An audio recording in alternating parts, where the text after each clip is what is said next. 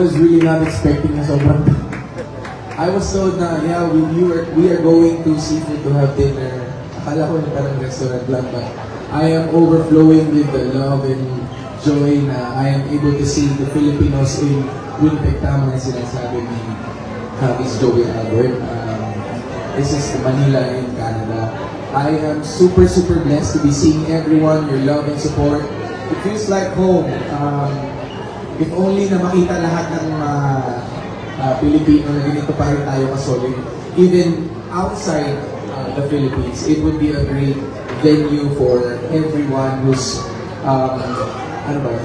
struggling in homes, like homesickness, and masarap lang talaga. Sinabi ko nga sa marketing director ng Seafood City, when I was competing The Voice, yung comfort place ko is Seafood City. I am here, parang 360 moment for me again. And I am just proud of myself to be standing in front of you guys and be with, of course, the icons of music, Miss Joey Albert. Palakpakan naman po natin lahat.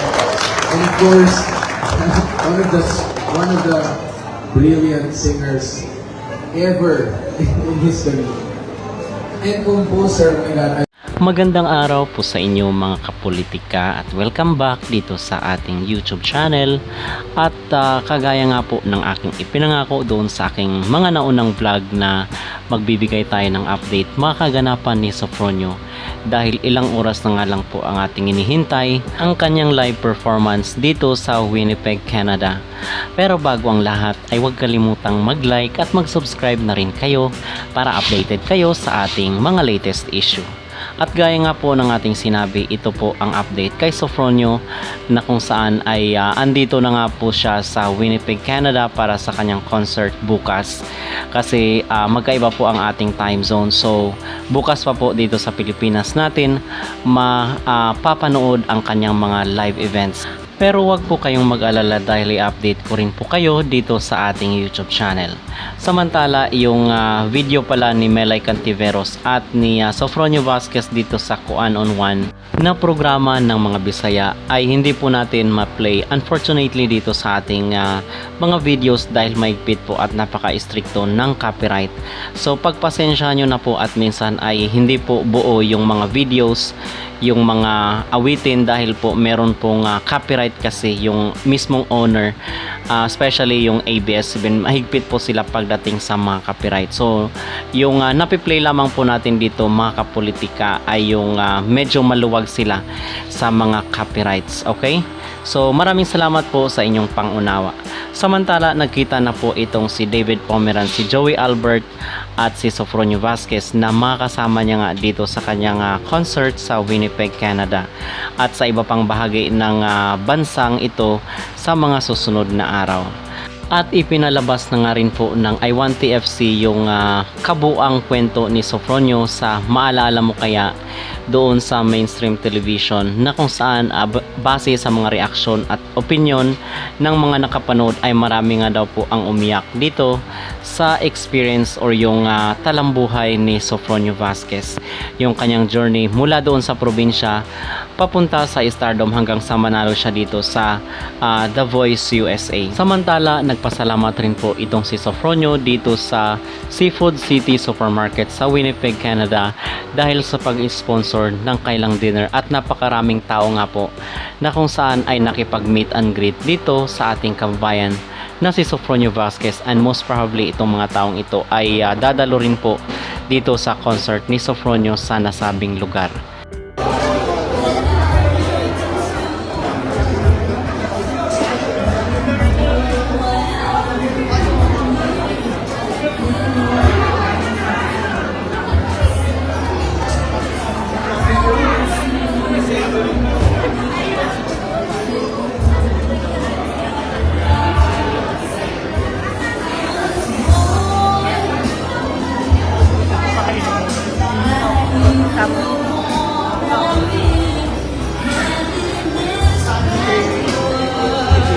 Kainin mo na natin.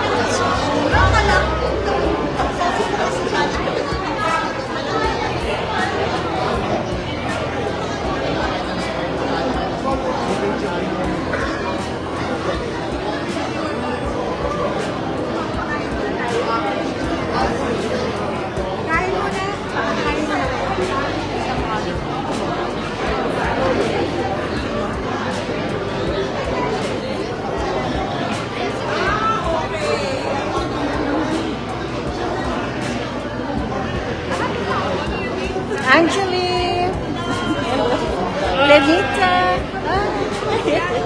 Yes, from Shadow.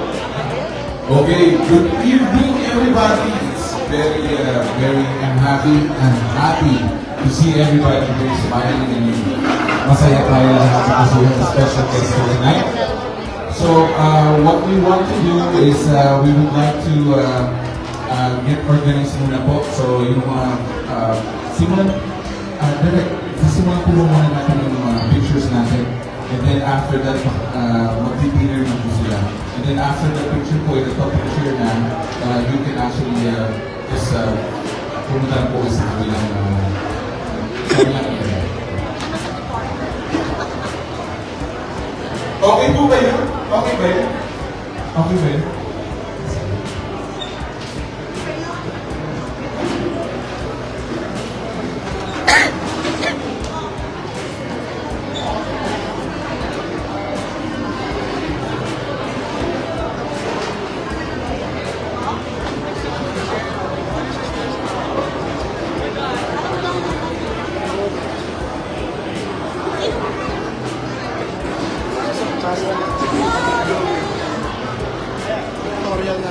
Victoria na. Okay.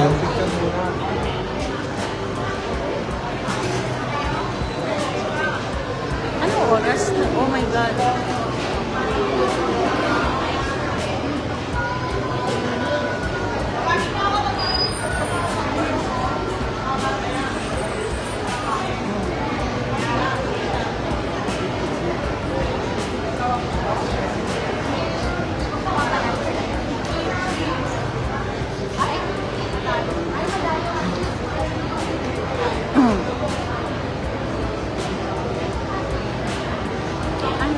Nga pala nila sa front nito. Magandang kayo sa kanila lahat. Ako po ay si Joey Albert.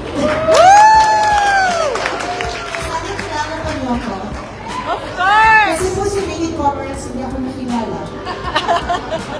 Kasi DJ Brothers. Because I'm so beautiful tonight. I'm so excited to be here. Number one, dahil sa huling pag-alala ko, ang Winnipeg ay isa sa mga pinaka-warmest na Pilipino sa buong Canada. Yay! Because Winnipeg is Manila in Canada. Yes! And that's why I love Tayo ang mga kalinig. parang kami umuwi sa Pilipinas na hindi nagbayad ng $2,000. But it's wonderful to be here, number one. Wonderful to be with an old colleague, David Pomeranz. Palakpakan natin siya.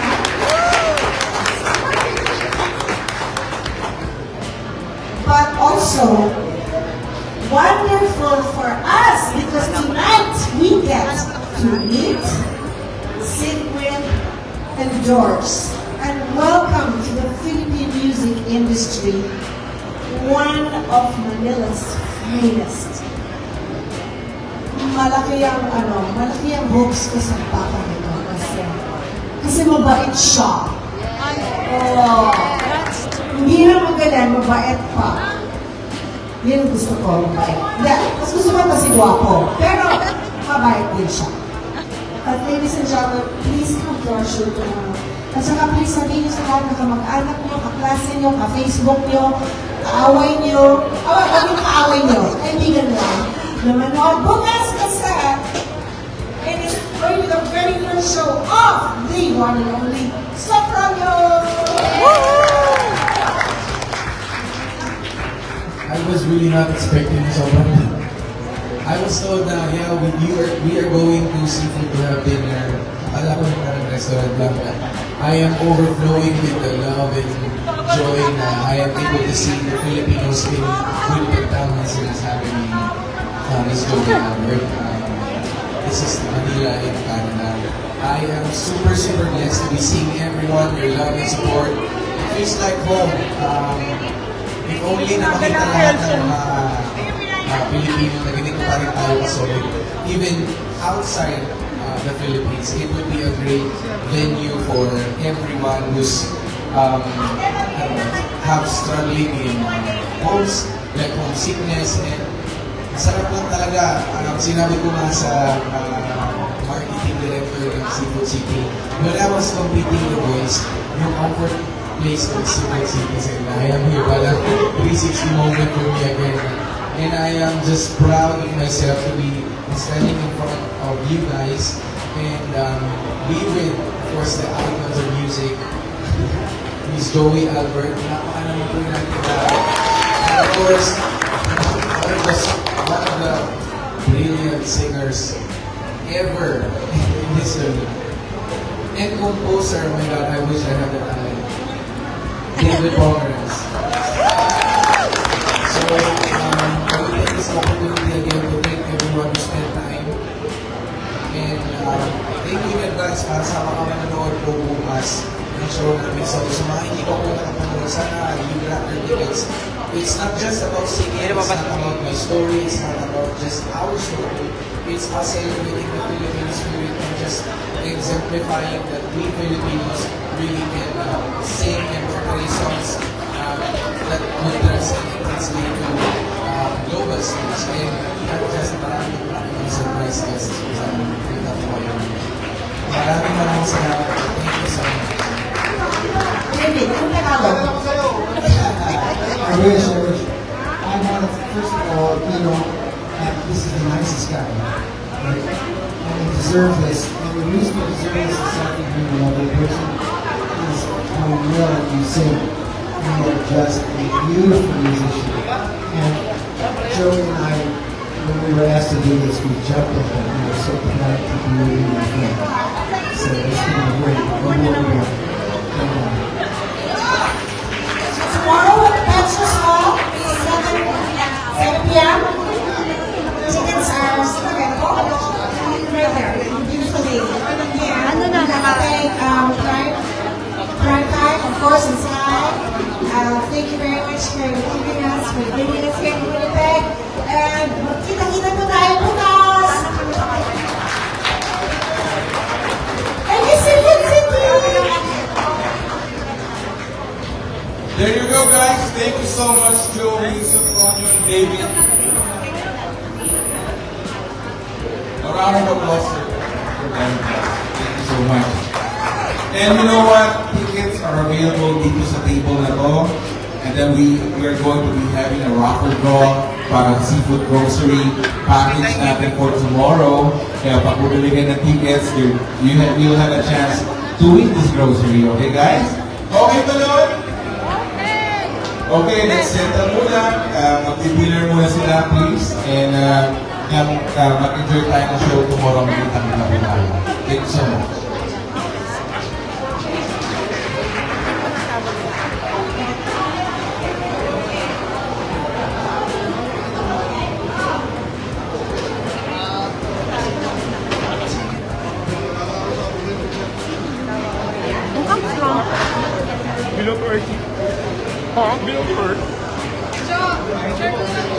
Oh, sige, please.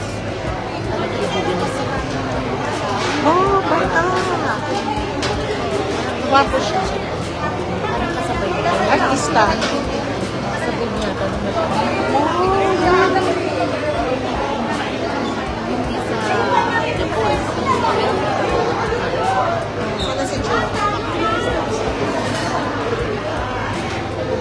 Madami silang front acts. Hindi ko nangahan sila po.